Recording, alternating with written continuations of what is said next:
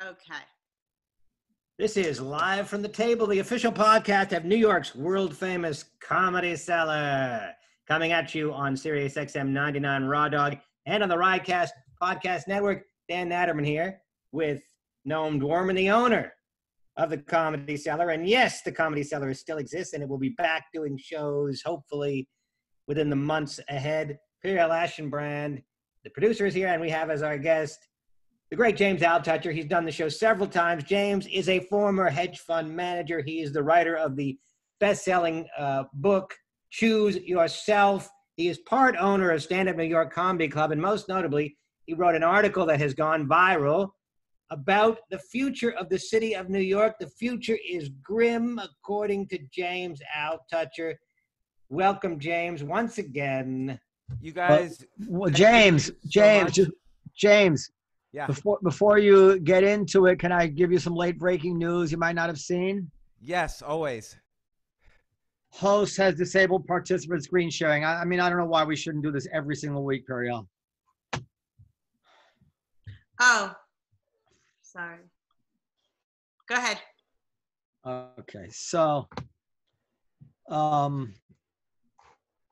don't know if you can see it. The headline is, it was just sent to me by my friend Harry Enton. New York State rules bans ticketed music events at bars. I saw this. I cannot believe how they keep pouring it on. Yeah, so let me just read it. So the new regulations says all other forms of live entertainment, such as exotic dancing, comedy shows, are not permissible currently, regardless of phase. Regardless of phase, meaning that even phase 4. And I mean, I've been pretty patient through this whole thing, but now I'm getting mad because we spent a lot of money relying on the previous regulations. And I'm talking, I don't know, $60,000, $70,000. The previous regulations said there is no specific prohibition of outdoor or indoor on-premises live music or entertainment exclusively for customers, blah, blah, blah, blah, blah. This was the explicit regulation. So of course you go around, you start spending the money in order to get ready for it. Hands-free toilets, hands-free sinks, door opening, new lights, plexiglass shield, plexiglass partitions. I mean, you name it, right? And then they drop this. Fuck them already, right? So anyway, so go ahead, James. So maybe you're right. So you wrote an article saying what? No, so, and I almost regret the article just because it's engendered so much hate that people in denial have kind of aimed all of their hate and anguish towards me, and it's been brutal the past few days. But I basically said, look, New York City is like a slingshot. You pull it back, we bounce back stronger. But if you pull a slingshot back too much, it's gonna break. And here's what's happened. You know, the average restaurant, for instance, only had 16 days of cash on hand in February. Now we're closed down 5 months, and 30 to 50% of the restaurants in New York City are already out of business. But that's not it. All the companies, you know, you have big companies like JP Morgan, Citigroup, Google, many more. They're all going remote. Nobody's coming back to the offices. You look at Midtown or any office space in New York, it's all the buildings are 80 to 90% empty right now. And these are just two factors. You have record high vacancies. There's 13,000 vacancies, the highest ever in New York City. But guess what? It's going to be about 500,000 once we start getting evictions, once people don't go back to colleges. There's 600,000 college students not coming back in the fall. So all of these things added up, and I listed more things, but whatever. All of these things added up, there's a big problem. They're not coming back so fast, and deficits in New York City are going up. We're paying for healthcare, social services, all these things that New York City is good at, but the deficits are going up. The revenues are going down because you can't collect taxes from people who move away. You can't collect taxes from the offices that close down. You can't collect taxes from the 7,000 restaurants that are going to close. And the math doesn't add up. And it's not like, oh, just wait a semester, just wait 6 months, Broadway will open back up. No, people don't wait around. Everyone leaves. And that's exactly, it's not me suggesting they leave. Everyone has left. 420,000 New Yorkers have left since March. and more are going to leave now that you have rules like this, new rules every single day. You can't operate a business. No one comes here for $38 avocado toast for breakfast. We come here for business, for opportunities, for culture, for friendship, and all of that's going away right now. So, James, first I'd like to say that I was horrified by the amount of hatred that has been brought your way. I mean, you were entitled to state your predictions without people shooting the messenger. I wasn't even stating predictions. I was stating the facts, just like I stated here. But you're also stating predictions because you were saying that even once COVID is cured and there's a vaccine and it's a good vaccine and it works, you still don't think that New York is going to bounce back. Because the problems I just mentioned have nothing anymore to do with the virus. The virus was obviously real. It's done its job. It's still here. But these problems now, the economy is different from the virus. These problems now are economic. We've all seen many of our employees, whether at the Cellar or Stand Up New York or other businesses I'm involved in, they've all gone remote. We've all seen our neighbor move. We've all seen stores that we know and love close down. Restaurants, all of our favorite restaurants, my guess, have closed down, or at least some of them have closed down. We've all seen, rules like this made today, over 5 months after the lockdown, just arbitrarily. There's 2 points here, James. The point one is obviously New York cannot function in the pandemic. There's going to be restrictions on everything. The second point is will it come back once the pandemic is done? But let me ask you a question. Broadway. Let's say a Broadway show closes down because Broadway's not opening up till at least March of next year, maybe even longer. So you're at a show. How does a Broadway show stay in business? How do the actors keep jobs? How do the ecosystem, the unions, the labor, the stagehands, how do they keep jobs? How do the restaurants around Broadway, how do they stay open? Their entire business was filling up on Wednesdays and Saturdays for Broadway. And I hate to ask it, how do the investors of these productions stay in business or trust the next production? How do the landlords? How do the union employees? What do they do, Dan? They wait? Yeah. I don't want to interrupt Dan's train of thoughts. So I have a lot of questions, but can we go to the end first, and then I want to go back to go through really step by step everything you laid out. So New York 2022. Do you see the Statue of Liberty buried in the beach in Charlton Heston? Damn you! What do you see as New York City in 2022? How would you describe it? Well, I think no Broadway, no restaurants, no what? No, I think all of these things come back, but I mean, it's not like 4,000 restaurants are going to go out of business and everyone's going to suddenly wake up and say, man, this is my chance now to open up my dream, a pizza restaurant in the middle of New York, because you don't know if it's going to get closed down again. You don't know if you're going to go out of business. It's expensive to go through all the regulation and licensing. And then you might go out of business a month later if there's a third wave or second wave or whatever. So where do I see it? I see it 1/10 of where it is now. Not to mention a collapse. 1/10? You mean that number seriously, not hyperbolically? 1/10? Yeah, I mean, will 90% of restaurants go out of business? No, but you're going to see a lot of businesses. Right now. Midtown Manhattan, which is fully open for office workers, is 90% empty. All the people who, 90% of the people who would have worked there in February are not there right now. And that's because of remote, and it's because of companies worried about coronavirus and liability. But the remote thing, people say, oh, New York's always come back. There's something very different now, which is that even take 2008. This is wait, go. I want you to answer my question first. Don't go. I really want to actually get. I'm trying to nail you down not because I'm trying to be antagonistic. Because sure. I really want to I appreciate it. Exactly. Like, what will like New York's population is what, 8 million now, approximately, New York City. Yeah. What do you expect? You don't expect it to be 1 million. What do you expect it to be? Yeah, I don't know. I can't say. I would say somewhere between 500,000 and 1 million less than it is now, which is significant. So we've been 500,000 to 1 million less than we've been now, I believe, in our history. I don't know. I don't know if you've had I don't know if New York City. When I say you, I was born in New York City. I grew up and lived around here all my life. I've lived here since 1994. I don't know if we've had a 15% drop. And then, okay, if we've had that before, then I'll say 2 million. I don't know to make a prediction. All I know is the math right now is broken. Even in the 70s, you didn't really have a significant drop. Even in 2008, you didn't have a significant drop. 9/11, I lived 2 blocks away from the World Trade Center. I can tell you there was no drop. But now there's a drop and there's a reason. It's because we're doing this show on Zoom, and I'm seeing you guys in perfect video as if you're here.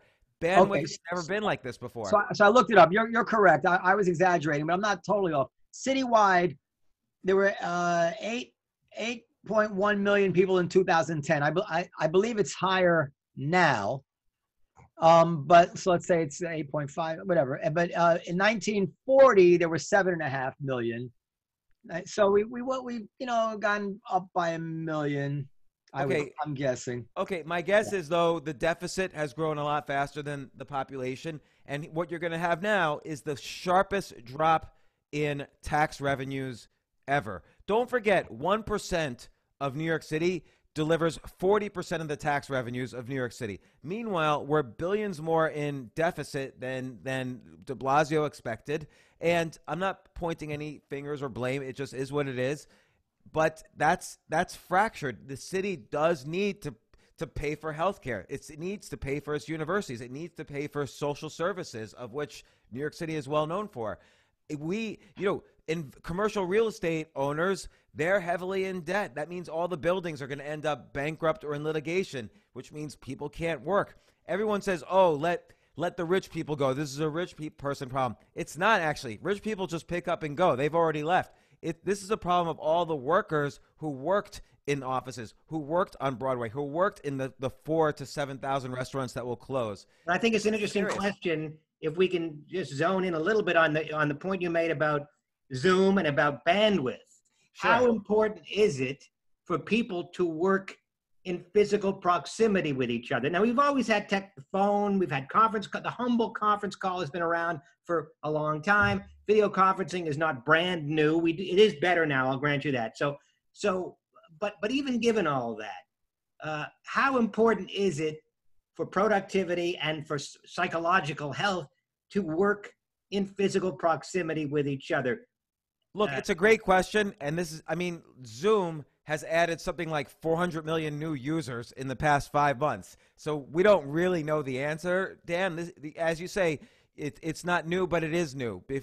For 400 million people now, it's brand new. We have no choice now, but but companies now, I would say companies would encourage employees to come back, but companies now are very unsure about their liabilities if someone comes back and gets coronavirus. That is a very unclear issue, and they're nervous about it.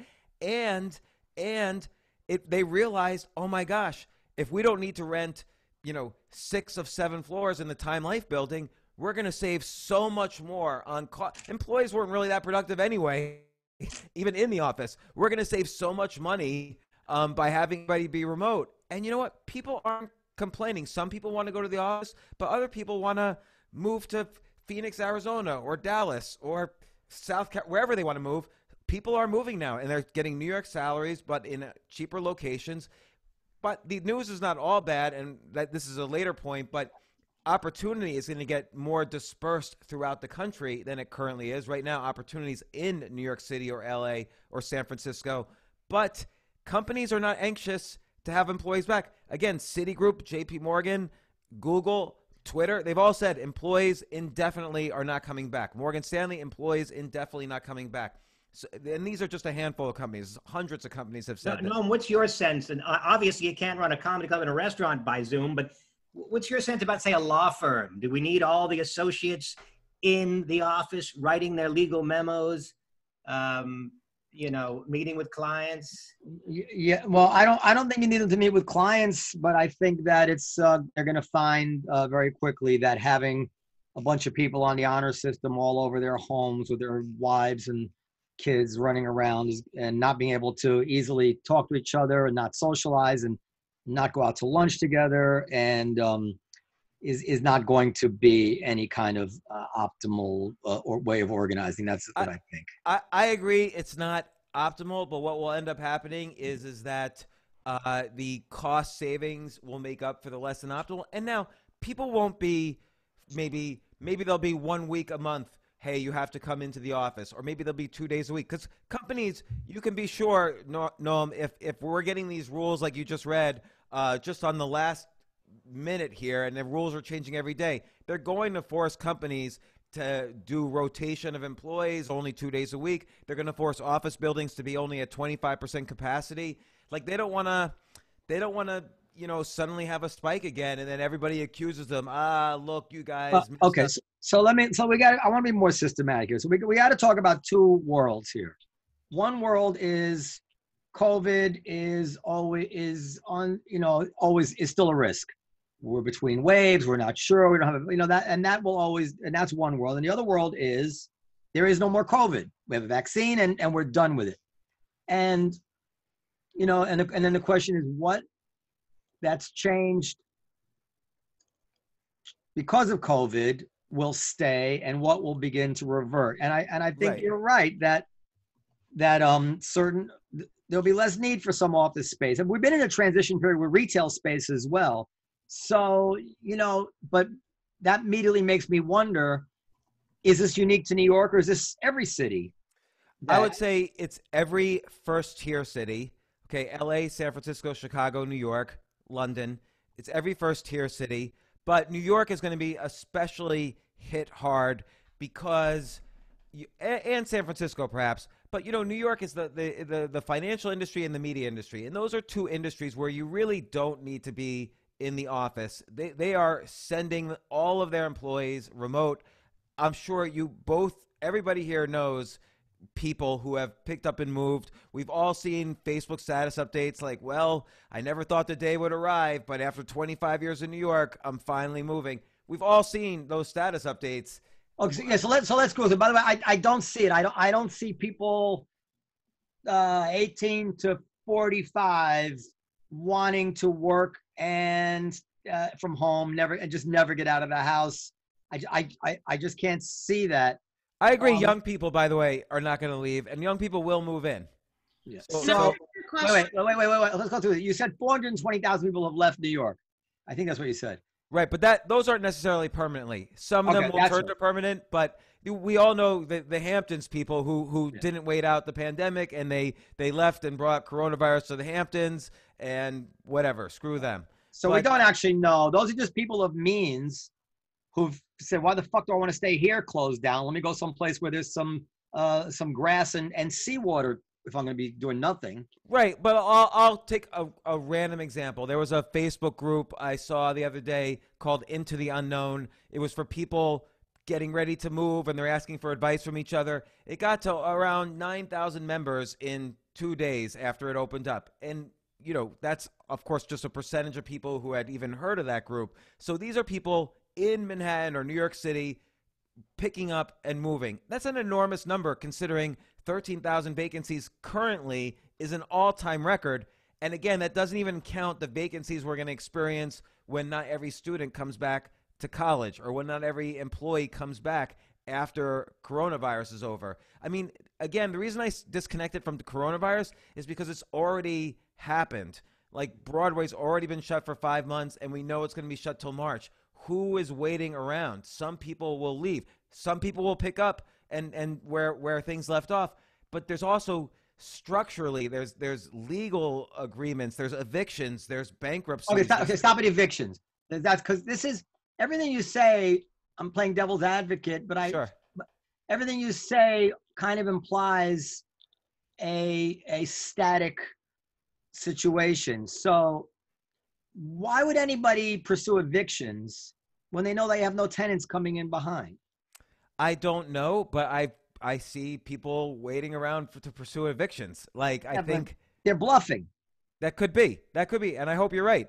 But they have to. I mean, not every single one of them, but like, what you only evict if the opportunity cost of keeping this tenant is too high, and that's only, you can only think that if you can rent it out to somebody else. If you can't, you make a deal. So let's say you're 100% right. Let's say there's 0 evictions, which I'm taking an extreme. Yeah, there won't be. 1 in 4 people right now haven't paid rent in residential apartments between March and now, during this eviction moratorium. So at the very least, there is lost revenues to, thousands or tens of thousands of landlords, not to mention the fact that their tenants have been in trouble because they haven't been able to pay rent. This, again, all leads to loss of revenues throughout the city, loss of tax-based revenues, at the exact same time that deficits are skyrocketing. So you're going to have the next several years having a reduction, a massive reduction in city services, not to mention the bankruptcies and so on that are occurring just because of what has already occurred, not even making a prediction about the future. Yeah, well, I agree with that. We might have that. I mean, of course, you just expect that there's going to be a big bailout from Washington, especially if Biden wins. Yeah, no, I agree. If Biden wins, there's going to be a big – and look, even if Trump wins, New York as a city, it's an unusual situation for a Republican. So either way, I think there should be some help after the election. But what does the help do? They're not like the most effective at giving help, for instance. And, what are they going to do? Give it to the mayor? And what's the mayor going to do with it? Is he going to pay everyone's rent? That gets complicated. So maybe that does happen. But again, already – the restaurants have gone out of business. Already, the companies have said remote now forever. Already, people have moved who were high up people at those companies, the people involved in hiring and making these decisions. So a lot of things have happened already, even if nothing new happens from here on out. Let me ask you a question, because you understand finances and I don't. But in the 2008 crisis, a lot of money went up in smoke, mortgages, values of property, whatever it was. That to me seems like maybe it's analogous to a bunch of uncollected rents. Essentially, the value of these has gone up in smoke, and the banks are going to be, have to eat or bring down their mortgages or make deals, whatever it is. But we did come back from 2008. We managed all that loss in money and value, and it built back up. Well, don't forget though, they did give an enormous. Right now, they're giving. The stimulus package has been focused on individuals, on unemployment insurance, as it should be, on industries all throughout the country. 2008 was very specifically about banks and bailing out banks. Each bank got a $20 billion check from the government, plus benefits from the Federal Reserve, negative interest rates from the Federal Reserve, which means they got money all throughout for years from the Federal Reserve. And at the time, there was no Zoom. The average bandwidth per user was 2.5 megabits a second. We're going along right now here at about 300 megabits per second. I got it. I think I just realized what I'm having trouble with. I think you're saying two different things at once, and I think that they need to be handled differently, and I'm not sure they're connected. If the Zoom revolution has changed fundamentally the desire or the necessity of people to live in New York City, then New York City is doomed. Even if it's rolling in dough, people don't want to be there. They don't want or need to be there. They're not going to be there. If they want to be in New York, then the financial thing will just have to work itself out. But so long as people do want to be working in New York or need to be working in New York, that will pass. It has to pass. Well, so one is really not related to the other. Well, no, you're related in one sense. Is that one thing that the pandemic has done is it's gotten people used to working from home, that they might have not been even thought about it before. But they're not related. What I'm saying is that if New York's finances if New York goes bankrupt, but everybody still wants to live and be in New York City, it will just ripple through the system somehow, and eventually we'll come out of the other end of it. But if nobody wants to be in New York or needs to be in New York anymore, then even if we have a huge surplus right now, eventually we're fucked. I mean, so let me. I agree they're disconnected, but they're also connected in an interesting way, which is that the virus has accelerated everything that would have happened eventually. So let's say remote was a trend that was going to happen over 15 years, and now it's happening over 6 months. That is not enough for New York City to buffer itself.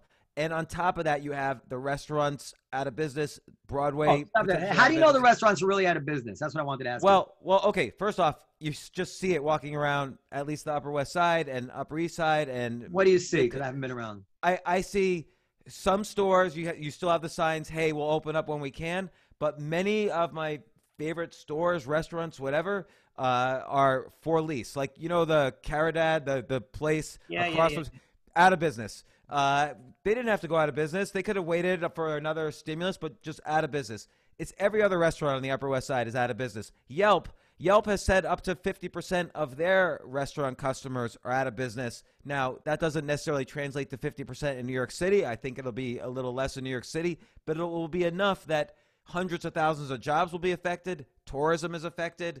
You know, obviously, cultural centers closed means tourism is affected, which is a major source of revenues. So why do you think they're out of business?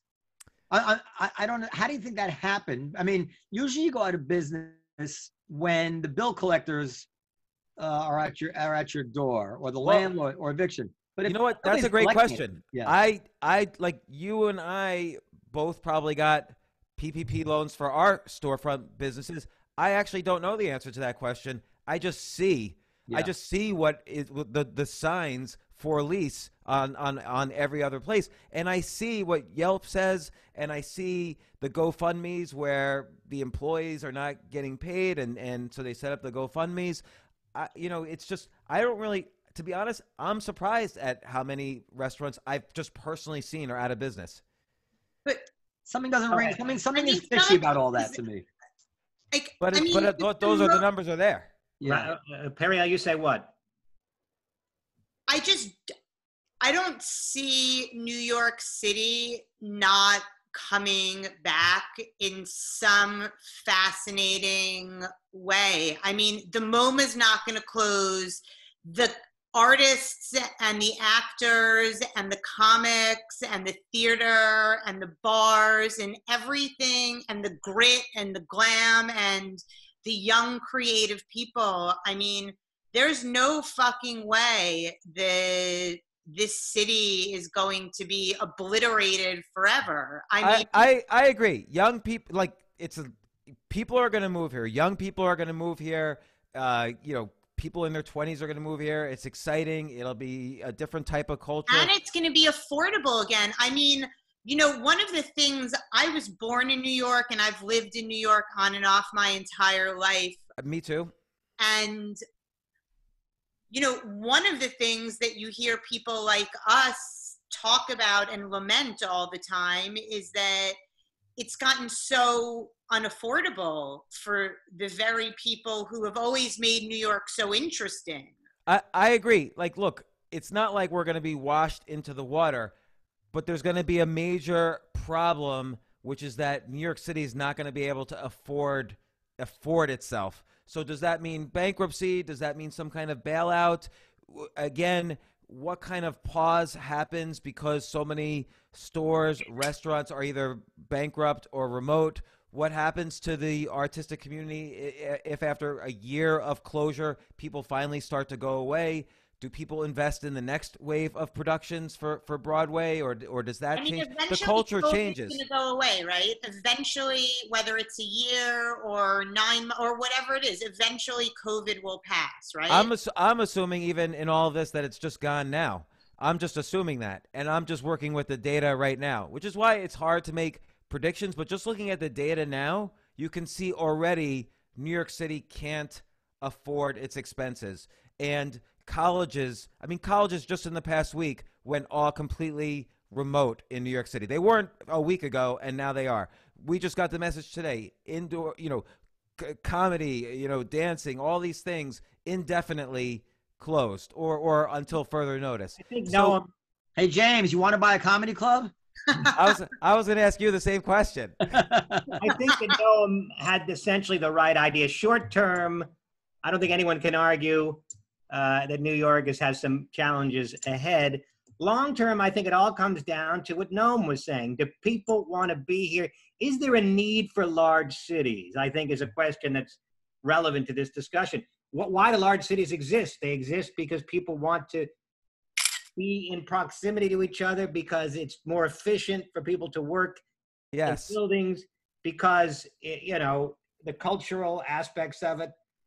If there's still a need for cities, despite Zoom might, we don't know what effect Zoom is going to have on office work, but people still want to live in a city environment.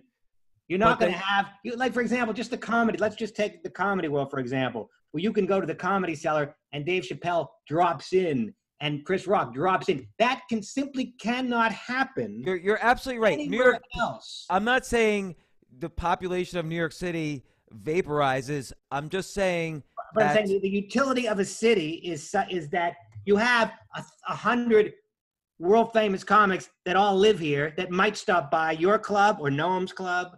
Well, first off, some comedians have already moved out. Maybe not a lot, but I've seen comedians move from LA to all across, New York City to all across.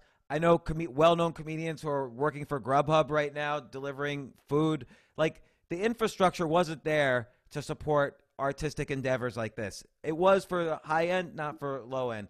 But again, it's going to be a younger audience. There's not going to be as many jobs, so you can't move here. As Perry said, things have to be much more affordable. It's going to take a while for that to happen because the buyers of buildings spent a lot of money. So it's going to take a while for things to really become more affordable. I would also add that in an increasingly environmentally conscious world, cities are the most environmentally clean ways to live, because you can walk to the store, you can walk everywhere.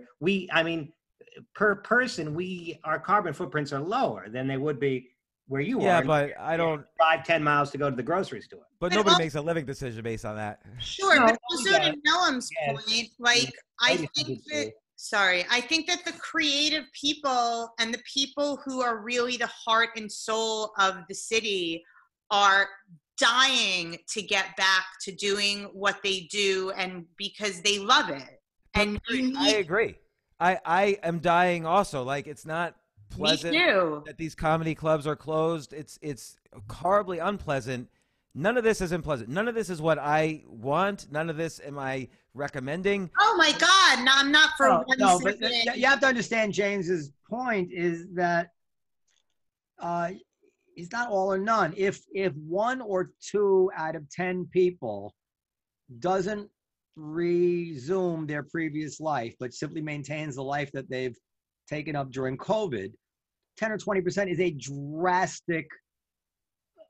drastic effect on on New York City, and it's going to have all sorts of repercussions, financial and otherwise. And we don't know how that, and maybe that will allow another 20% to just move in and start afresh, or maybe they'll never come back. Right? You don't know. It'll still be New York City. I don't see the doom that James's article predicted, but it's certainly not crazy. Well, what is the doom that I am really saying? I'm really saying, business won't come back, so that means lots of jobs will be lost. Some culture will be gone because you can't support cultural productions forever with a lot of uncertainty. So it's going to transform. But the big factor is that New York City won't be able to afford itself. It will require some sort of bailout. It will require new leadership, which is not really happening for another year and a half at least. Okay. Now, hold on a second, James. The headline of your piece, now maybe you didn't write the headline, is New York City is dead forever. Yes. Now you don't sound like dead forever now. You sound like New York City will be limping forever. That's like that. Or there will be substantial changes, and let's wait and see. Yeah. Okay, I'm defining death as the New York City that was steadily growing and building and thriving is gone forever.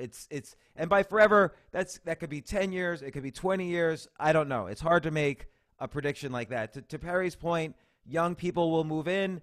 They're not going to have jobs at first, so they're going to have to figure that out. And maybe the remote aspect of jobs now is going to help them.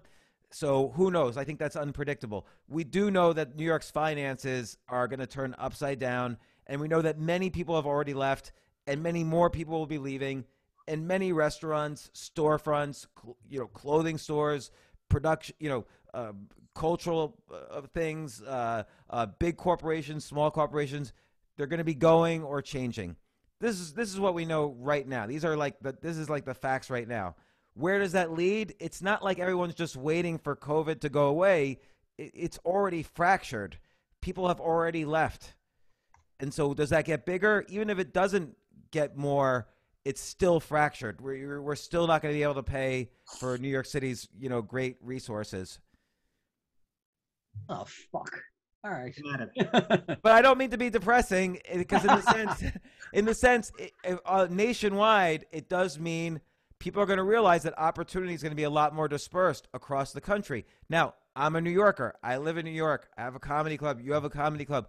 We want things to be as good as possible. Maybe it means less competition will be good. Now, for restaurants, by the way, that's not the case. Less competition for restaurants is often bad because people move to where there's lots of restaurants. People move to where there's lots of theater.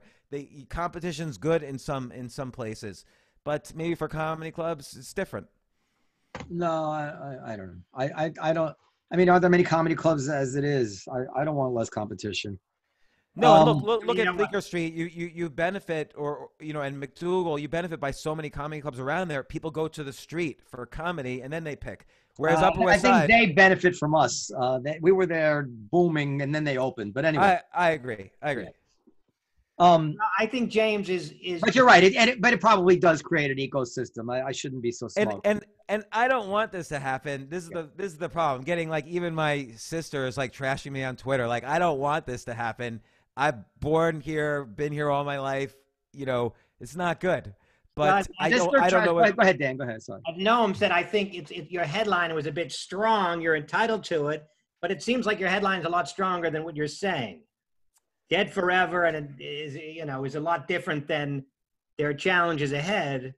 Well, how do you define dead forever? Because I don't think forever is Detroit. Philadelphia. I mean, not even Philadelphia. Dead forever. I mean, Atlantis, I guess. James, I don't know how you possibility. James, I don't know how you define dead forever, but I know that there's nothing worse than dead forever. So if you're using the word dead forever, that is the worst case scenario, almost by definition. And I don't think you're explaining a worst case scenario. But it makes a good headline. Yeah. I will say there is a path, an easy path to Detroit. I mean, Detroit at least had an industry that you couldn't go remote, right? And that industry died in the financial crisis. Oh, it went remote, but just but to other people, yeah. Yeah, no, it went overseas. Yeah. I mean, is there something that can be done, do you think, to in James's scenario, the people don't want to live here. They're not going to live here. So why would you try to say something that people don't want? Well, if that's what, in other words, if we don't need cities because of Zoom, because of people want fresh air and the country, and they want to work in front of their computer, then we don't need cities, and let New York go the way of the horse and buggy. Okay, but now I'll play devil's advocate. I don't believe that's the case, by the way. But by the way, I don't believe that's the case either. But I think corporations combined with Zoom are making it the case, because don't forget, they're not coming. Not only are they protecting against COVID, but they're experiencing great cost reductions by having people go remote, and that's going to change, as well as people's temperament about the lifestyle. I agree, younger people will move in, but I always get back to the question: at what point do we become so fractured that you can't pick up the pieces in the same way, that we can't put Broadway back together the way it was, that we can't put the restaurant industry or the financial industry or the media industry, for instance, book publishers. I was talking to, random editors working for my publisher. None of them ever need to go back to work again. They've said. I've talked to people in pretty much every industry, as I'm sure you guys have also. They're enjoying life, many of them, working from home, or they've already left. I don't know if you know people who've already left. I do. Listen, I don't know if this is considered some sort of bigotry, or this is actually insightful. I don't know, but I'm going to say it because it just occurred to me that when I was a kid, a lot of the gay community in New York came from all over the country because they knew that in New York they could make a life for themselves. New York had one of the only open, New York and San Francisco, the all open, and I'm sure that fueled Broadway and all kinds of stuff. But I wonder, it's interesting to me in a way now that thinking about it, now that homosexuality is so well accepted everywhere, might that also change things? Like you don't need to go to New York anymore. You can be happy in Podunk. This is why I think opportunity, and this is to the benefit of the country, I think opportunity is going to be decentralized in a way that it hasn't been before. I still agree cities are the place where ideas are exchanged. That's how innovation happens. But, innovation can't happen if the cities go bankrupt and there's no jobs for young people and education is cut off at the knees. It's just harder. So yes, dead forever, was that strong? Yeah, I don't think the city's going to sink into the ocean, but I can't see a path to getting back to quote unquote a new normal. One thing is for sure, everything dies eventually, and New York is no exception. But I think it still has a couple of centuries left in it. It's been around since 1620 or so. I think it'll last another couple centuries. So let me ask you guys, in good health, I should. What's a path back? And I'm really thinking just technically in terms of these industries, in terms of being able to afford the services that are the reason many people do move to New York. What do you think are solutions? Because I am thinking about solutions. I have a bunch of mayoral candidates coming on my podcast. Like I am thinking about. I go back to what I said about 10 minutes ago. The city will survive if people want to live here. If people don't want to live here, we can't force them to do so and let the city die because people no longer want it. They no longer need it. It's no longer necessary. Well, obviously, I think the solution, the risk is that there's so many strings in place, contracts, unions, indexed wages, blah, blah, blah, that the natural process of realignment and of innovation will struggle under, like, for instance, we had this when COVID first hit. We were unable to close because there were so many rules about closing. Do you remember? There were so many rules about closing. My accountants and my lawyers like, no, you can't close. I'm like, I want to close. People are going to get sick. But you have to comply with this, you have to comply with that, and you have to comply with that. So, New York will become more affordable. Well, that if it's more affordable, then that might mean that, well, people don't need the same high wages. So maybe if somebody wants to lower wages, that'll be fine because the standard of living won't be affected. But wait, there's a contract and there's a union. So the mayor is going to have to, I think, to make this work, he's going to have to be prepared to really cut a lot of regulation right now, zoning or whatever it might be, just to let water find its own level. Because all these rules are written based on a reality that doesn't exist anymore. And if this were the reality, they would have never been written. But no, isn't the major issue here just the structural, as you said earlier, can Zoom replace? No, it will replace some jobs. Pardon? Is it creative destruction? Is that guy Chopin something? Schopenhauer? I don't know. Creative, not Chopin. Creative.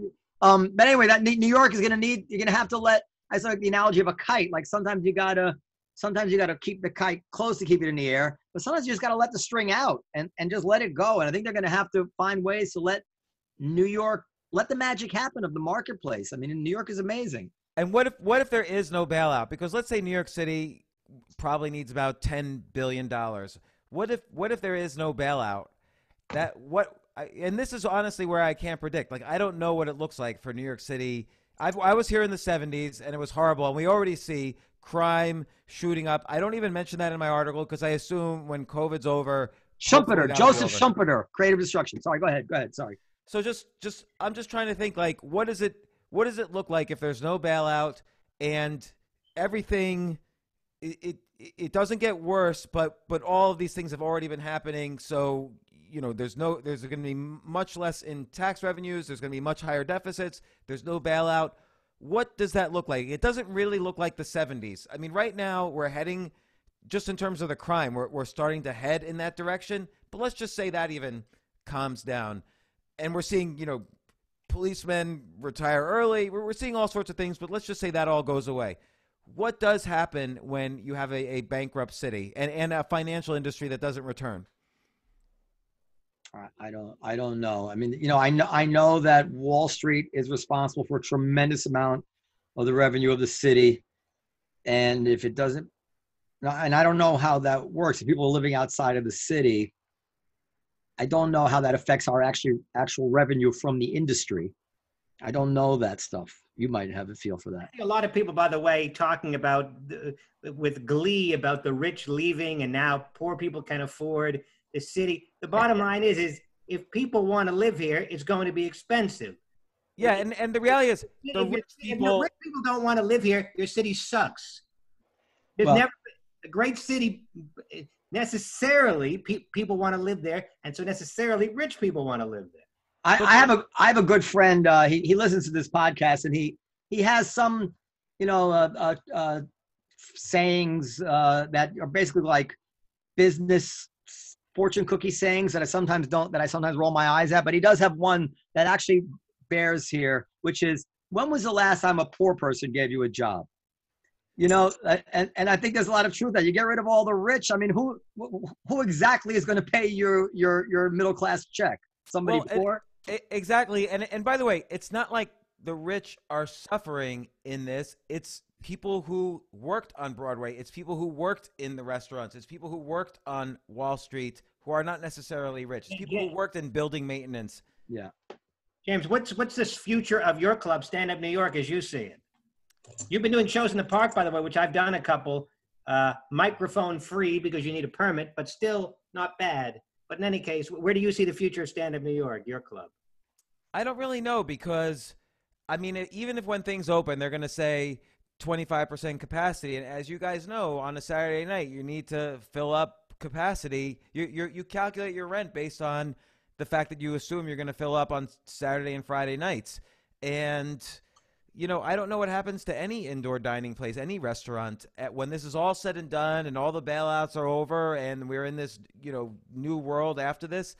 And people will they return to the same lifestyles? But if they have to or don't, or if there's rules, I don't know what happens to any place. It doesn't seem like they really care. It doesn't seem like they're really thinking about us when they make these decisions. They assume we'll figure it out and tread water, or there's going to be a bailout. So I'm thinking about so when I had our website made years ago, I used a company called Blue Fountain Media. I don't know if you've ever heard of them. No. And they're like I don't know if they're still around, but they were a very big internet design company. They had maybe 40, 50 people in cubicles designing websites. And I would go in there, and there was all sorts of bustle and activity there. This one would come to this cubicle, this one to that cubicle. Hey, come over here. We take a look at this, And I'm trying to imagine how that could possibly work, even in an industry which is already at computers, Yeah. And I don't think it actually could. They still need to be in the same room. I don't know. I mean, collaboration software for companies like that have gone through 20 generations in the past year. Like, it's enormous what Slack, Microsoft Teams, maybe you're right. Discord, all these companies can do. Monday.com I use. There's so many collaboration tools. Many companies have been fully remote. I'm involved in several companies with 100+ employees where it's all remote now, and people are fine. What kind of companies? What kind of industry? One's in the law enforcement space. Another is a software tech company. Another's in the pharmaceutical space. Everything is right. Space. That's a word that tech people use. In the law enforcement space, you wouldn't say that, unless there was tech involved. I don't think. We don't want to pry, James, but what do you know?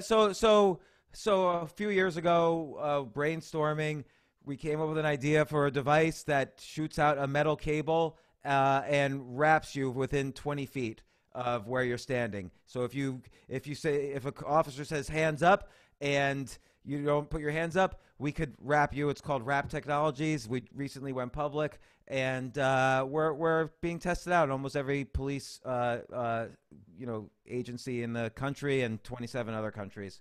So that's right out of Batman. Yeah, it's a totally non-lethal.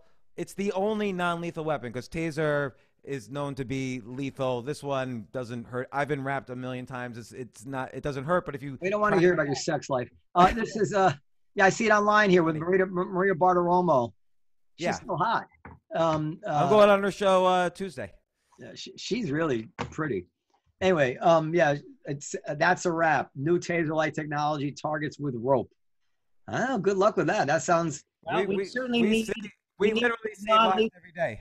Obviously, non-lethal technology is very important, especially nowadays, with the focus on police brutality and police killings. But just, in general, we need good non-lethal technology. So that's what you've been doing. Doesn't stop me from bombing or killing on the comedy stage. We have is Emily standing by? We have Emily Esposito is joining us briefly. Not She yet. is the daughter of. Pardon? Not yet. Wait. Okay. So what else, James? What about what do you see about? I know you're into things. What about herd immunity? New York has herd immunity, you think? Yeah, well, it's hard to say because you see with all these states that seem fine, they opened up their universities and then they get this spike in cases. And then there's what does immunity even mean? Do we really know that this virus hasn't even been around a year? We don't know what immunity means, which is why I don't quite, look, we all hope for a vaccine, but do you guys trust that we'll find one? I mean, there's no vaccine for other coronaviruses. I think it's absurd. What are other Thank you, Dr. Aschenbrand. What are some of the other coronaviruses? The common cold. I mean, there's never been a vaccine in the history of the world that's been developed that quickly, Dr. Naturman. Oh, shut up, Periel. It's true. Well, look, I would love it if there was one, but again, you do have to test. That wasn't the question. The question was, will there be a vaccine be developed? Not will it be developed this year?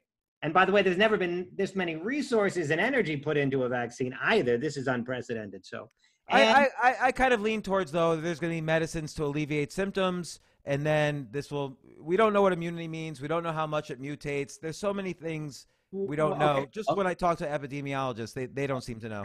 Okay, but despite Periel, Dr. Aschenbrand, Why are you telling me to shut up? Because this is a Comedy Cellar podcast now. No, I meant it. Because so rude. Because take that back. I take it back. Go ahead, yap. Because it's beneath you, forgive me, to say something so with such assuredness of something you have absolutely no expertise in, despite the fact that we see newspaper articles in the New York Times and see experts saying, actually, they're in phase 3 trials. The results have been very promising. They expect. I even saw one article that said that they think the vaccine immunity will be superior to the regular immunity that you'd get from getting the virus, which surprised me. And so I understand taking everything with a grain of salt, but do you have some biological expertise here that you know that what you're reading is just a bunch of bull? I'm just not buying it. I think it's a lot of media hype. And Emily's here. Well, you're doing the same thing. Now, there's a reasoned response. I'm just not buying it. Well, but that's what people say when they say global warming doesn't exist. Well, it's hype and I'm not buying it. And you would make fun of them for that. You would say they're anti-science. We should have my virologist friend back on, Dr. Pillai. Anyway, this Emily Esposito is the daughter of one of our Comedy Cellar comedians, John Joseph Esposito, better known as John. Bring her on. I just want to say, but James, here's the thing. One thing is for sure.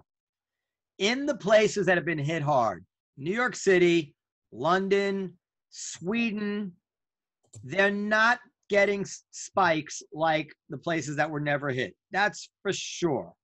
Right. And I don't believe they're wearing more masks than any place else. So no, I agree. And look, Sweden, they're fine. Like Stockholm's economy has been hit, but they're coming back. You know, London, I don't know enough about. London, they opened the pubs already. Well, you know, look, it's even unclear. We don't really know how this is transmitted, to be honest. Emily, we don't really know anything yet. Emily is interesting, Noam, because she is a well-adjusted daughter of a comedian, I think. Oh, you haven't seen her when she's been drinking. I haven't seen. Emily, how are you? Emily? Hello. Emily, can we have your video? We can only see your face, not moving. There you go. Oh, that was very good. Right on cue.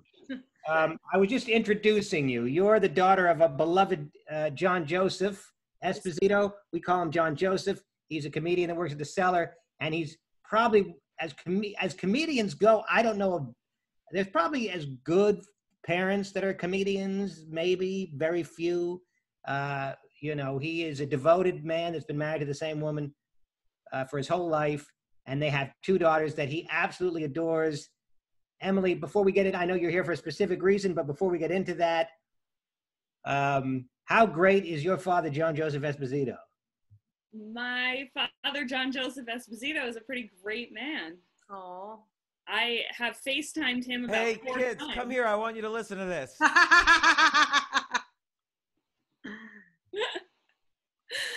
Yeah, I FaceTimed him since 7 o'clock to now about 4 times. Wow. Because he thought this was live. So even though he's been on it, he's done this. He was asking me live. where the YouTube link was so he could watch it. Well, you know, men of a certain age are not necessarily plugged in technologically. You're to not wrong. what's going on. But in any case, and you're an actress. You've decided to follow your father into show business. Worst decision of my life. Yeah. Well, it was still time to back out of it, by the way. Yeah. No, that's what I'm doing because this is the worst idea ever. Well, Emily, you'll be happy to know that you got into it just as James has bequeathed that it's dead. There is no more show business. But so. I don't want it to be dead. I have to keep adding. Yes, I read the article, as did many of my friends. By the way, James, did you know it was going to go viral when you wrote it? No, I put this like for my friends and other things. Like I didn't literally my kids are getting hate mail from their friends' parents. Can I tell you who sent it to me on the first day it was out?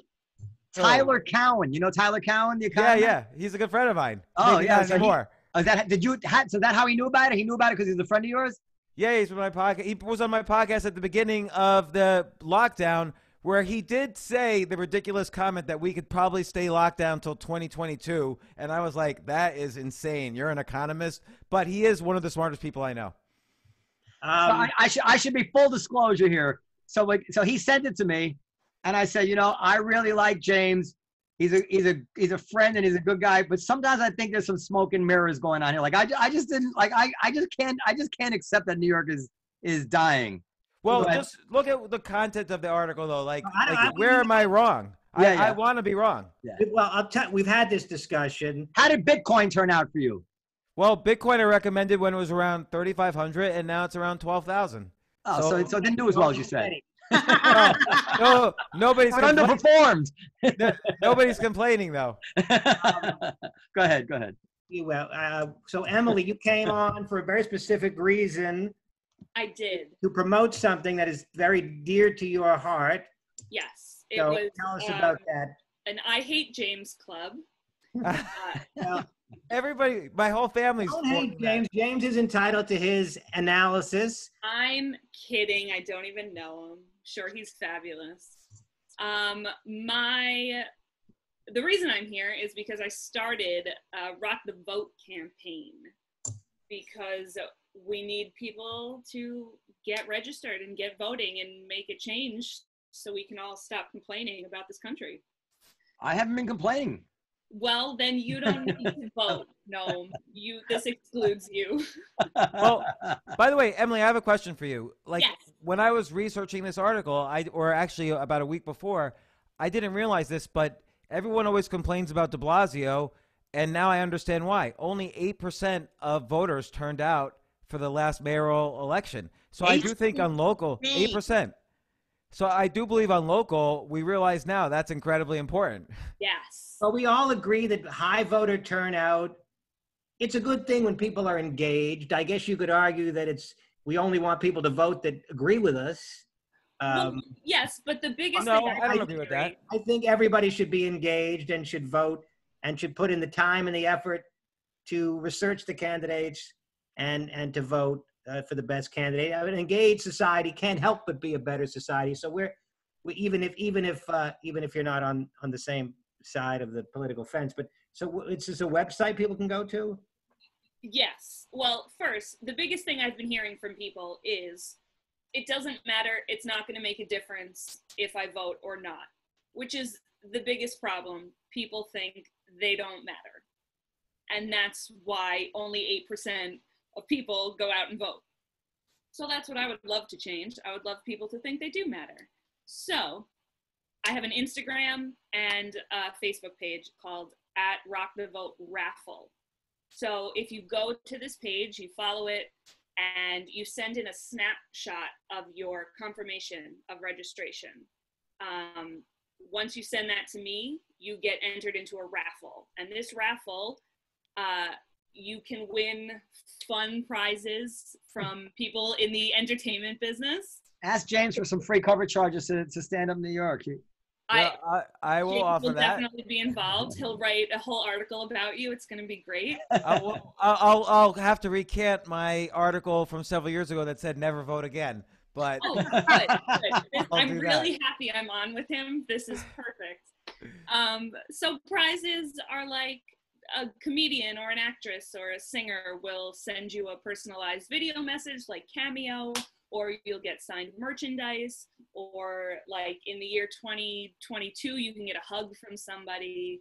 Like it's gonna be great. Lots of different prizes. Now let me just be devil's advocate here for a second, because I don't like what you said here. I see a contradiction in what you're saying here. Who, me?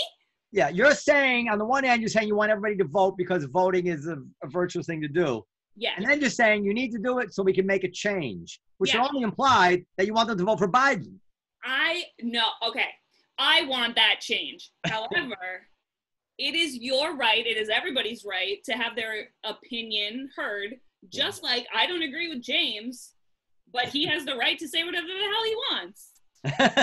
So, if James, you say that and I want to say something different, that's okay. So is it Rock the Vote? Wasn't that the MTV thing, Rock the Vote? Yeah, it's a campaign off of that. You can start your own campaign off of Rock the Vote and then do whatever you want with it. So I got my own little starter kit from Rock the Vote. Rock is dead. They should call it Rap the Vote. I mean. Why did you decide to do this, you Emily? Start Rap the Vote. I'll stick to Rock the Vote. Who listens to rock anymore? It's Rock the Vote raffle. Emily, why did you start this? Because I'm an actress and I can't do anything. And it kills me not to be able to create or do something with the right side of my brain.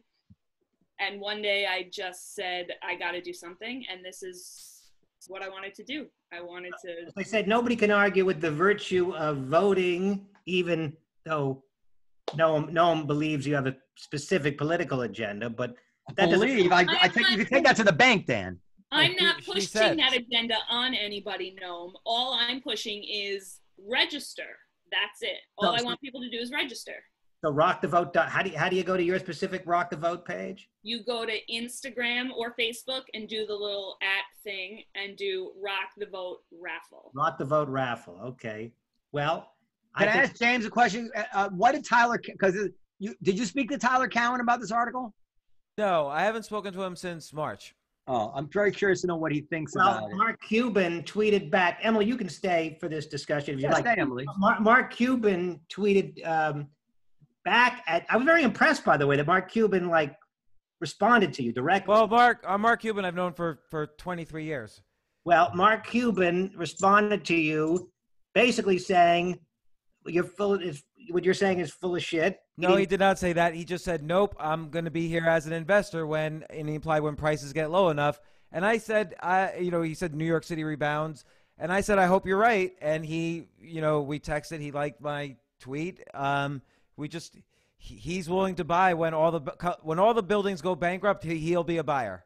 Okay, but he doesn't agree with your assessment that New York is doomed. Yeah, he doesn't agree with that, but he's thinking also very long term that eventually there's going to be bankruptcies and cheap prices. Well, now he's a billionaire, so I'm just looking at you two. I'm saying, well, you're a millionaire, James, and you've done well, but he's a billionaire, so I got to believe him. Believe him.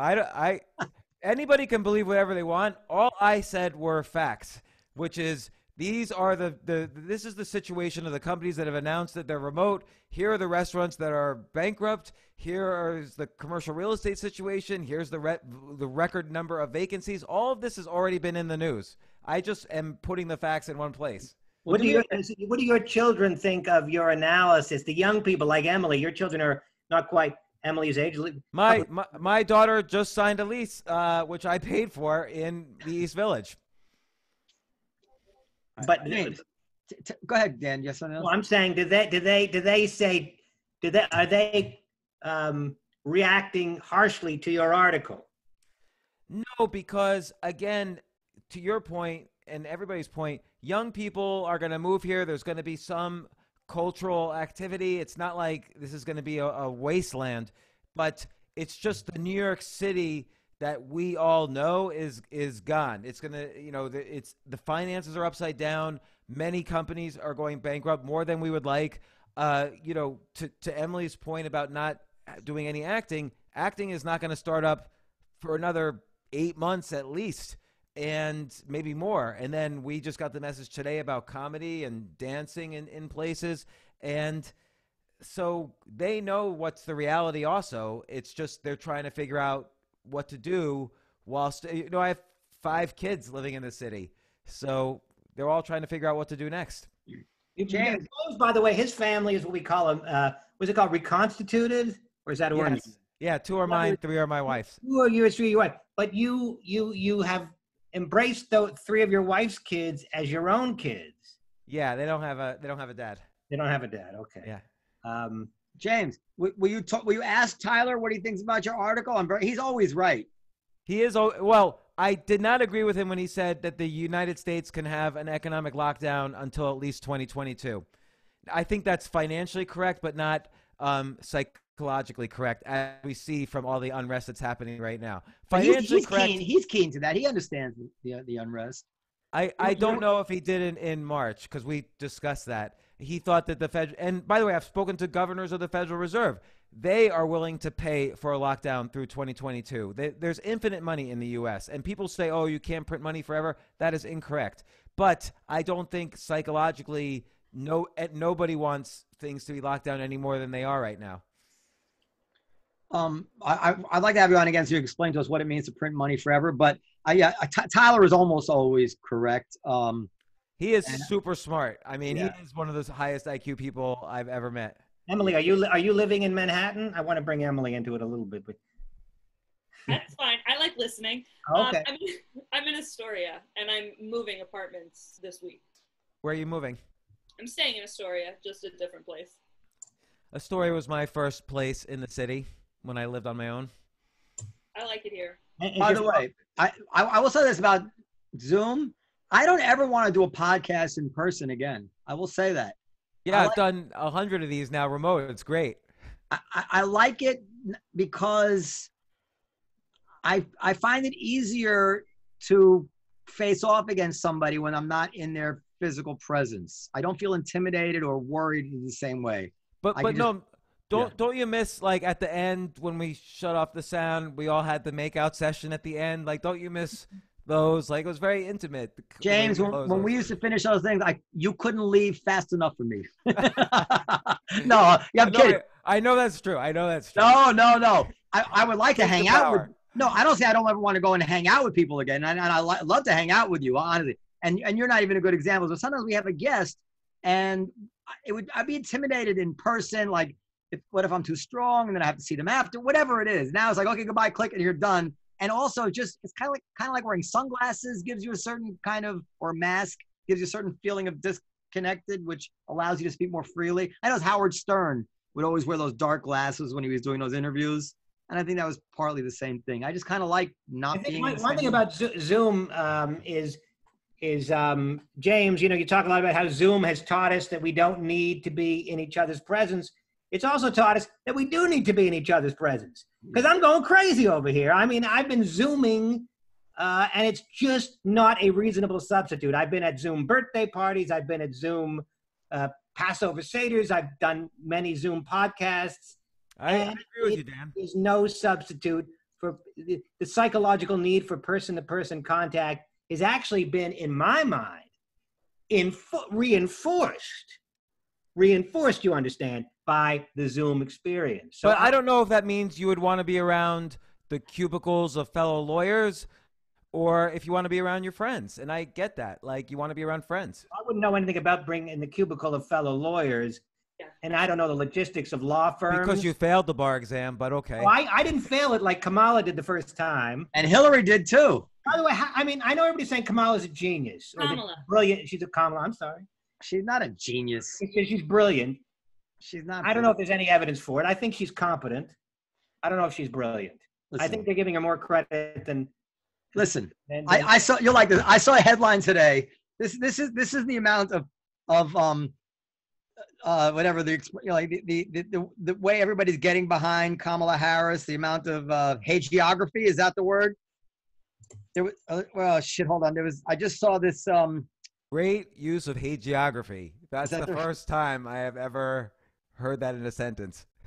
I don't even know if I pronounced it right. But anyway, there was a article today in the Washington Post. This is literally the headline of the article.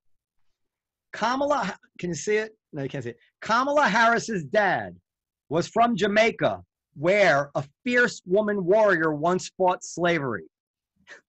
And just in case you're wondering, there's absolutely no relationship in the story between Kamala Harris's dad and the fierce woman who fought slavery. They literally just had to, it's as if like so-and-so's dad was from Germany where Hitler exterminated the Jews. Like this is not serious what they're doing. So yeah, of course they're saying she's brilliant. I think that, I think it's perfectly valid to say the article we're talking about her failing the bar, talked about how she'd always aced the test and she was a very, very serious student. It's perfectly valid to question how somebody brilliant who was always on top of their studying failed the bar exam. I mean, I'm not saying she's stupid, but that's not the mark of brilliance, is it? But more importantly, we talk about this, the Times, Vox.com, Reason, Atlantic, I think I'm maybe forgetting one other source, all have written articles saying that this woman fought to keep innocent people in prison who had already been exonerated, and she still fought to keep them in prison, which to me is what you call a human rights violation.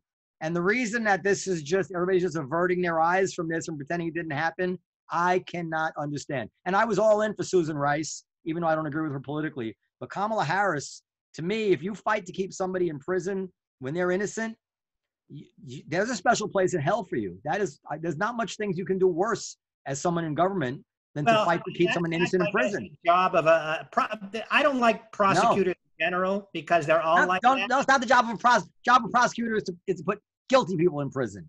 I know. Well, that's what yeah, but they don't seem to think that. I mean, all right. So then let's forgive the cops who bust innocent people too, because I mean that's what they do. I mean, that's a ridiculous excuse. Not an excuse. I'm just saying that I don't like prosecutors as a general matter. My experiences on grand jury duty left a very bad taste in my mouth for prosecutors in general. They tend to be like that. Well, fine. That's maybe none of them should be what president. She's done is worse than what's happening now. I think what's happening now. What's in terms of putting innocent people in jail and brutality and innocent people dying. I don't know about I don't know where innocent people. I'm just innocent. I don't know where innocent people are going to jail. I mean, I'm naive about this. I believe that people for low-level crimes are going to jail that shouldn't be going to jail. Emily, yes, it is worse. Yeah, I mean, if someone goes to jail for a low-level crime, you can advocate that the law be changed, but at least that's not corruption. That is, the lawmakers created the law. So you don't think there's any corruption going on now? No, I this is what everybody's doing. We can talk about that, and I probably agree with you on most of what you're saying. But what I'm saying is that for a human being to know that someone is innocent, has been exonerated, and then attempt to keep them in jail is so deeply evil. I mean, let's put it in perspective. Kavanaugh was accused of groping a woman when he was a 16-year-old minor drunk in high school. That's all. Never even got her clothes. You know, I'm not minimizing the accusation, even though it's not proven. And he rolled over on the bed, and that was the end of it. And women were literally ready to throw themselves in front of tanks because he is disqualified. He did this 30 years ago. He groped this woman. And I was saying, on the other hand, a full-grown woman who is the Attorney General of California can fight to keep an innocent person in prison, and that's not, all right, whatever, come on. Things happen. I mean, the hypocrisy is how can you swallow that? It was 2 years ago we were hearing that Bill Clinton was being reevaluated. Gillibrand said he should have been impeached, he should have resigned. There were columns after columns saying How do we get Bill Clinton wrong? How do we get Bill Clinton wrong?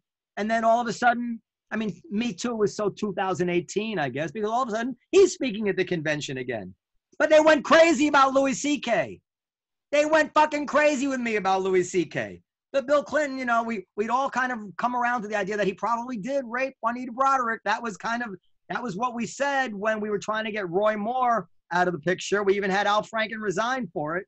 And now, you know, so now you got, in the year of Me Too and Black Lives Matter, you have one guy speaking there who credibly accused of rape, and another woman there who's credibly accused of keeping innocent people in prison, more than one. And I say, what do they take us for? Like, you want me to vote? I'm not voting. I'm not voting for either of these parties. They're horrible. You're going to vote, all right, Noam. And by the way, and what I'm saying is unassailable.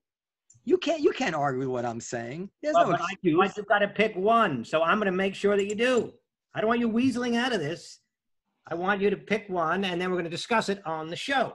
Even Kids in Cages, I was revolted by the Kids in Cages. Even that has an explanation which you can follow step by step and see how we wound up in that situation where people are coming over the border with their kids. You can't just have a rule that says if you get in, you can stay. So they were incarcerating them. Then somebody sued and the ACLU. So the judge rules that, no, you have to incarcerate them separately. So now they're incarcerated separately. And you can see how we wound up in that situation, which is why even Obama did it. But to be clear, much less than Trump did it. But even that, to me, is another universe from keeping innocent people in prison after they're exonerated. I mean, that's what Fidel Castro does. That's not what an American elected official does. That's what a despot does. Be that as it may, Noam, we have two choices, and you're going to pick one. Yeah, well, I guess the choice in that place is to pick Biden because he's more likely to bail New York out. Like, let's abandon all principle and just do what's best for ourselves, right? Well, however you want to make the decision, but I don't want, because you didn't vote in 2016. I guess what I'm just saying is I don't understand how, like, the Democrats had such an opportunity here to really take the high road. They could have gotten rid of Bill Clinton. They could have nominated some woman with a nice, clean record, you know, virginal record. Instead, they went back to the well for this old sexual harasser and this harsh prosecutor accused of, you know, horrendous things. What's with them? Why are they doing that? Why do they have to make it so easy? Why can't they take the high road and do what's right? Well, we can discuss it on a future episode. We have plenty of time before the election to get to the bottom of all of those issues. Yeah. Who do you think they should have nominated? I'm just curious. Vice president? No, for president. Oh, I think Biden, you know, presuming that his head is on straight, and I'm not one of the people who says he's senile, but I understand it's a possibility. I think Biden was a perfectly reasonable nominee, and I think as vice president, he should not have limited himself to some sort of quota system. But if they were going to, virginal person you were speaking about. What's that? Yeah, you said something about a virginal candidate. Who was that? Yeah, who's the virginal candidate? No, when I say virginal, I'm saying no. Biden is not accused of anything horrible, as far as I know. I'm talking about the vice president. I'm talking about who they have speaking at the. Let me put it another way. More than ever, the Democratic Party, their agenda, they have no real agenda, really. So what their real agenda is, we stand for social justice. We stand against all that crap. And that Me Too, Black Lives Matter, this is what they stand for now, right? I mean, nobody cares about fiddling with the tax code yet again. And so why would they then go back to Bill Clinton and then choose a prosecutor who was accused not by Fox News, but by Vox.com of keeping innocent people in prison, of fighting to prevent someone on death row who was likely innocent from getting a $12 DNA test. She wanted to see him executed. She didn't want to get, no, don't give him that DNA test. God forbid he should prove that actually he's not the guy. How can they nominate somebody like that? It all says to me is they don't stand for what they claim to stand for. They're just playing politics somehow. It's very disappointing. I mean, I would have nominated Susan Rice because she, you know, Biden might be out of the picture on January 19th. They need somebody who's really ready to take on the world immediately. And she has the experience. And if you have to have a black woman, then she's the only one I think that really had the real life experience. And by the way, she's also fucking brilliant. First in her class, Rhodes Scholar, fancy dissertations. I mean, if you look at Susan Rice's resume, it is unbelievable. She is stone cold brilliant. And yes, she made some mistakes in her past, but she probably learned from them. Who hasn't made mistakes? Lincoln made terrible mistakes in the Civil War. So, that's what I would say. But I'm just very disappointed in the Democrats. And I feel like they're gaslighting me. Like, all that stuff we said about Harris, forget it. The New York Times. Oh, you forget about those articles we wrote. Now she's picked vice president. Great. Well, yeah. I can't disagree with what you've said, but we have a choice. Good. We have a choice to make in November, and in a binary choice, you got to choose the lesser of two evils. Absolutely. Hey, why is it binary? I'm in the birthday party. Kanye West all the way. Well, maybe. How could you not join the birthday party? What do you mean by the birthday party? Are we? So it's 8:20. We've been doing an hour 20 minutes. Noam, do you wish to continue, or should we save some subject matter for future episodes? No, I'm going to be harping on this over and over, probably until election day, because we don't need to keep harping tonight. It truly bothers me. I mean, it truly bothers me. I could not tell. What's bothering me is not just that it's true, but that not a single person, and I speak to real life journalists, and they're all, pretty left wing, and none of them have an answer to this. They just they do like an ostrich and put their head in the sand, or they say something about Trump. And they're right about Trump. But my God, it's inexcusable. I haven't heard a single rational response to it. Even James, the great James Altucher, has been silent on this. Well, I bet on Susan Rice, but I don't really know. Yeah, Rice would have been great. Say, Emily, give your father warm regards from all of us. Obviously, where's he? Is he in Long Island? He is. He is at home with my mom watching bunnies and birds in the backyard. And the marriage is holding steady despite him being home 24/7. They are both alive, so it's a win. Okay. By the way, James, I would have preferred one of those Midwestern governors or Pete Buttigieg. Obviously, I prefer the most moderate Democrat, but Biden, is not the end of the world to me. But some kind of return to normalcy would be nice. Yeah, I'm looking forward to an Andrew Yang one day. Yeah, I'd be fine with Andrew Yang too. I think quite often I don't even care what they're really saying. I just size them. I'd be happy with Bloomberg too, by the way. I want somebody who's smart and, look, the stuff that Senator Obama said had very little relationship to what President Obama did or didn't do. Senator Obama never thought he was going to be dropping drones on tents and women and children. The point is that you need someone who's smart enough and flexible enough to, when he finally sits in that chair, weighs things intelligently and it gets the best opinions around him. Just and like then what we does have the right now. thing. Right, the opposite of what we have right now. And right. so Andrew Yang, may seem kind of flaky about certain things, but on the other hand, he seemed like a pretty fucking smart guy who would probably be pretty data-based and make some pretty smart decisions, and that's what we need. Well, Noam, I think we need to save some for next time. Dan? Yeah. Biden, of course, recommended against getting bin Laden. It's just worth saying. And Bob Gates, President Obama's defense secretary, said that Biden was wrong about every single decision that came across his desk or something like that. So there is reason to worry. There's a lot of reason to worry. I would like to know why the zebra behind you, Dan, has not moved for the past hour and 25 minutes. Is that a fake background, Dan? He is very patiently stalking his prey. I don't know if a zebra is a predatory animal, but let's just say that he's stalking his prey. And so he's lying in wait for his prey. Also, the clouds haven't moved either.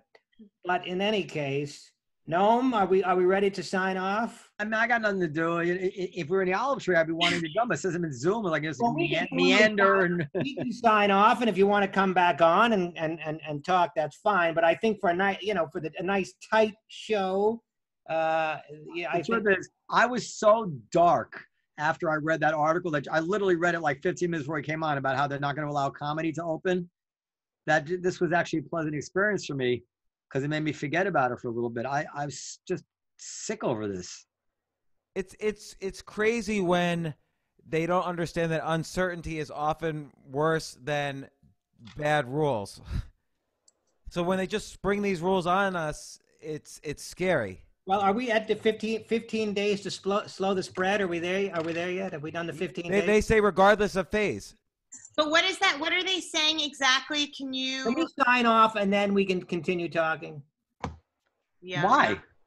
Well, because all right, okay. I like a nice, tight, cohesive package. Well, you can leave if you want to hang up. If you want to stop listening out there in TV land, you can. It says currently there is no. I'm reading the wrong thing. It said that here it is. You can share it. I enabled screen sharing. Okay, I will share it. And Emily, don't feel like we're holding you hostage. Emily, are you socializing? Emily's so starved for companionship. She wants to stay. Well, this I'm actually interested in. So. Have you been socializing? Oh, as opposed to the other stuff. Those are your other claptrap. The diatribe I just witnessed. Well, that's wrong, Emily. You should be interested. You want to live in the bubble? No, I am interested in the things you have to say. I'm a very reasonable person. You sound reasonable. Yes. No, I truly am reasonable. I'll listen to reason. Performers should be at least 12. I don't hear your father, to be honest with you, voicing strong political opinions. So I'm a little in the dark as to where he is. John, are you kidding? He's out there blasting Trump on Facebook all the time. Is he? Oh, shut up. He is, and he does well. He does it pretty well. So, like pro-Trump? No, blasting, hitting him. I understand. Like, okay, I misheard your words. Blasting like a TNT. That's because it's just so easy. Yeah. So okay, here, can you read it, Periel? Did you finish? If offering music indoors. Yes, if offering music indoors or out, all relevant aspects of the must be followed. Blah blah blah. Performers. All other forms of live entertainment, such as exotic dancing, comedy shows, etc., are not permissible currently, regardless of phase. So this means that comedy was allowed, and now it's not. Well, it was allowed given the phase. If the phase allowed it, it would have been allowed. So music is allowed, but not comedy. Is that correct? No. Music, no comedy. Pardon? No music. No music, no comedy. Okay. And this is indefinitely? What did they give a time frame? Well, nobody knows until they. No, so this was so in phase 4, which, correct me if I'm wrong, which was coming up, we were going to be allowed comedy indoors. No, we didn't know, but my presumption was that whenever they did allow indoor dining, at that point we would be able to have attendant comedy. And I was prepared to not have show times or cover charges. I suspected they might come back with a rule about that because they don't want lines and they don't want, but I was happy just to open the Olive Tree and the Pussycat for dinner and stuff and have people come in and have comedians go on informally. Hey, Noam, I have a question for you. Yeah. What if it wasn't quite a walk-in experience, but a club experience? So in other words, people could come into the Olive Tree for indoor dining, and if they become an annual member of the Comedy Cellar Club, they can then go see comedy. Are the rules different for private clubs? I don't know the answer, but generally when it comes to matters of health, technicalities are not don't work, Yeah. So I would doubt it. No one wants to do that. I mean, I would guess no one doesn't want to get involved with having a Comedy Cellar Club with a membership. Well, look, I was quite respectful of all the rules, and I never, even privately, Periel knows, I was never saying they need to fucking open the restaurants. I was prepared to wait until it's safe. But what it does bother me that if they decide that indoor dining is safe, that they won't then allow a comedian behind a plexiglass shield to speak. I mean, that's just. I mean, But, that's just, also, by the way, this is not legal. Like, if anybody sues, they're going to win. It's not. You can't be prevented from conducting business without due process. I don't know. I mean, what state? Wisconsin or Minnesota? One of these states, at least 2 states have won in their Supreme Court over this. I that's a good question. I don't know. We should get into legal action. I imagine that in matters of public health, they have rights. The government has rights to do certain things. What exactly are we waiting for? We were waiting. We were trying to slow the spread, flatten the curve. Now it seems like we're just waiting for a vaccine. Yeah. Well, and by the way, maybe those cases you're talking about, they were more like equal protection. Like if they're gonna have a rule about these people, it can't be totally unfair to those people. There has to be some rational reason that they regulate these people and not those people. So if you can have 50 people here, you can't really say you can't have 50 people at a church or something like that. That I would get, but I think they can close things down. You're right, Dan. I mean, way back when Yasha Mount was telling us to close, and I was speaking to him, and I thought he was right. I said to him, but all these issues are going to be the same once we try to open again, because it's a very interesting thing in life and in business that you think you're doing something temporary, a temporary fix, a temporary measure, but more often than not, you can't break out of it. It actually becomes permanent. So once you close down, we're just going to close down temporarily until we flatten the curve. But once you're from that position, it's very, very difficult to open up, because at that point you're making a decision now to allow the curve to rise again in some way, meaning allowing people to die. And you can't do it. And look, the opening of colleges in the past week or two, there's been spikes in cases in every state where they've opened colleges. So they're getting their cues from that. But no, also, this is my point, that you say, oh, when COVID's gone, things will come back to normal. It's not going to be back to normal even when COVID's gone. Like, there's going to be lingering effects of this, grasping of power from the government, and it's a slippery slope a little bit that we've entered, that we don't really know when we're going to get off this slope. By the way, James, you'll like this. I did the math. 20% of people 80 years old die if they have COVID. So if you have 100 people 80 years old, you'll produce 20 deaths statistically. Do you know how many 25-year-olds you have to get COVID to get 20 deaths? I'm going to guess about 40,000. 20,000. Okay. 180-year-olds is worth 20,000 young adults. Which is, by the way, almost the reverse of the flu. Like, kids die from the flu. Yeah. So, but I think we've learned a lot about the virus, but have not adjusted policy. It seems like they could have opened colleges. I think they could. They could have had everybody come, quarantine for 2. It seems to me that if they keep people, tell me if I'm wrong, these college kids. You're wrong. No, if they're in college, then they're under a kind of quasi-authoritarian rule there, when you can go out, when you can leave. Colleges have a lot of control over their students. So they're going to try to get these people not to get sick. But if they don't go to college, they're not staying home in plastic bubbles. They're going to go out and party and go to bars or go to houses or whatever it is. So the net lives saved, I don't think there's going to be any net lives saved. As a matter of fact, I bet you more young adults are going to die in remote college situations because there's going to go out searching for something to do than they will in a controlled college environment where they could quarantine everybody for 2 weeks and then say nobody leaves campus except following these particular protocols. Do you have any idea among the 20,000 25-year-olds that you mentioned? Yeah. You said for every 20,000 25-year-olds that gets corona, 1 dies, or 20 dies, I guess, 20 dies. 20. Do we have any idea? 0.02%. Can we ascertain who those 20 are likely to be so that we can get an even finer kind of? Oh yeah, probably a lot of them have pre-existing conditions. Yeah. Are those 20 all diabetic?